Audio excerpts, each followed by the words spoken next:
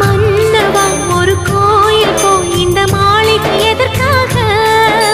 தேவியே என் ஜீவனே இந்த ஆலயம் உனக்காக.